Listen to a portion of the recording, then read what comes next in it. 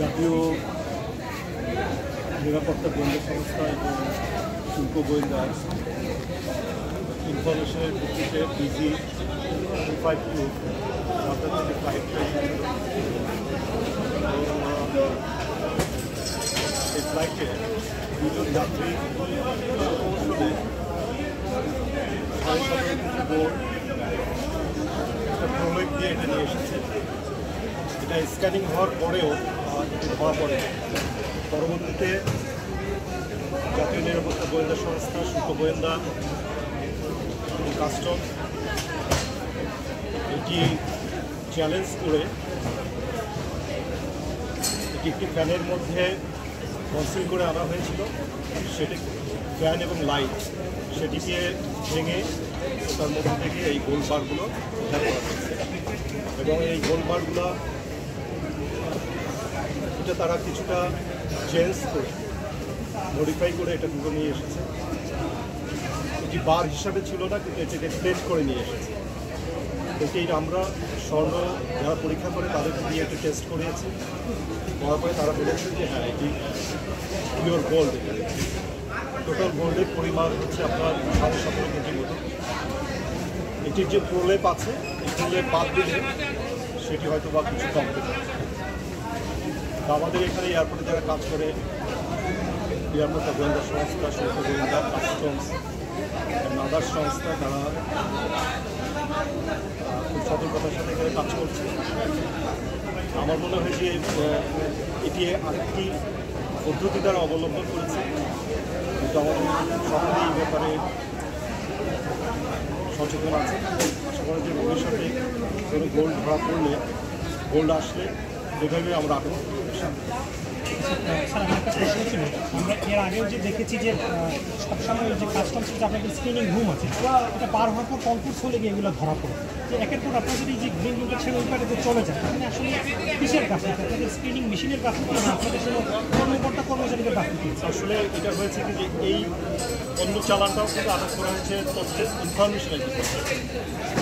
এটি এরা সুকৌশলে নিয়ে আসে যেন স্ক্যানিং এটা ধরা না হয়। এটি আসলে এক্ষেত্রে ইনফরমেশনের ভিত্তিতে কিন্তু আটক করা হয়েছে।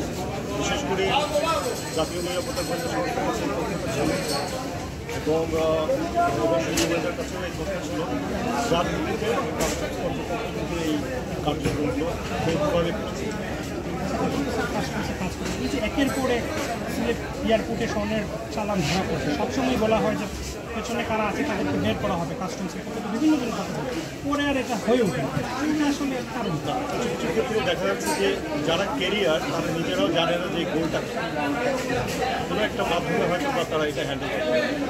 আসলে এখন ধরা পড়ছে, আর যেগুলো মালিকবিহীনভাবে ধরা পড়ে সেক্ষেত্রে যারা এগুলো বহন করে এদেরকে ধরা সম্ভব হয় না, সেগুলোর ক্ষেত্রে আসলে কোনো পাল্টা আমি একটা বিষয়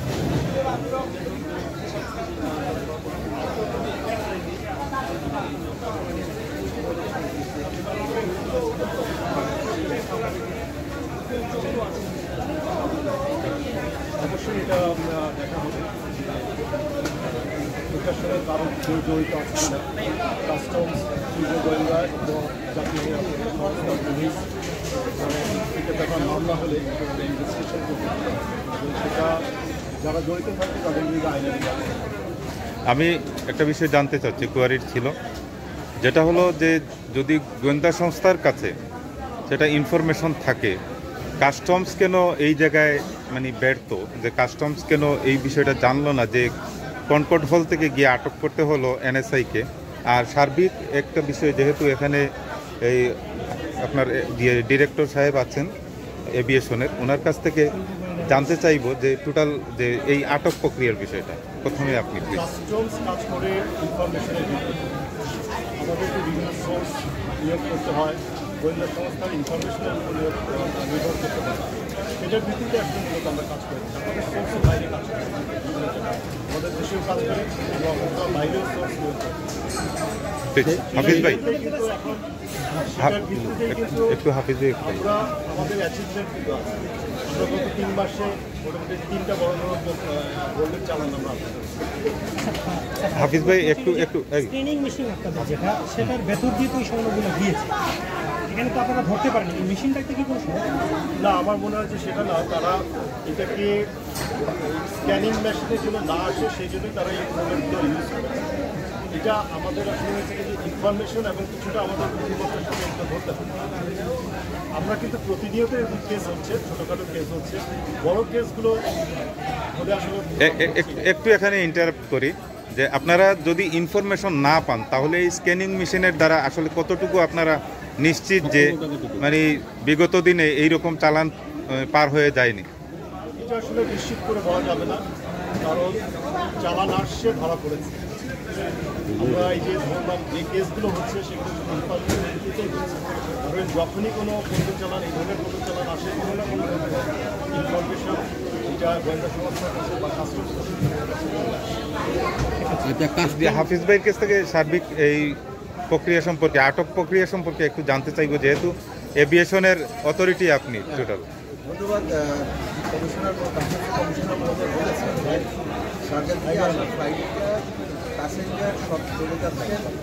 এখানে কাস্টমস প্রক্রিয়া শেষ করে যাত্রী যখন বাইরে গেছেন তখন আমাদের জাতীয় গোয়েন্দা সংস্থা এবং শুল্ক গোয়েন্দা তারা এই যাত্রী দুজনকে চ্যালেঞ্জ করে তার ভিত্তিতে আবার যখন কাস্টমসে রিচেক করা হয় তাতেও ধরা পড়ে। তারপরে তারা নিশ্চিত ছিলেন বা তারা কনফিডেন্ট ছিলেন যে না কিছু একটা সমস্যা আছে, তারা এটাকে কাস্টমস কর্তৃপক্ষের উপস্থিতিতে এবং সহায়তায় তারা ভেঙে এটা উদ্ধার করেছে।